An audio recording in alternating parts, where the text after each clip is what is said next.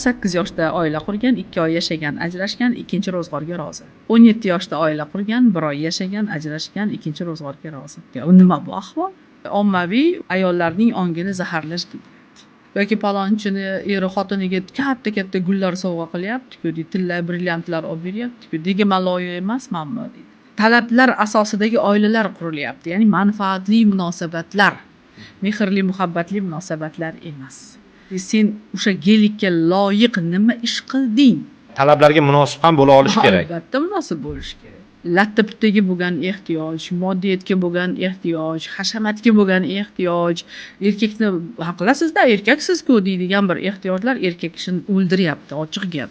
Demak, kerakli paytda ayol erkakning ortida tura olishi kerak. Turish kerak. Bo'ldi, men bu erkak bilan yashamayman, pul topolmaydigan erkakni menga keragi yo'q deb kelgan.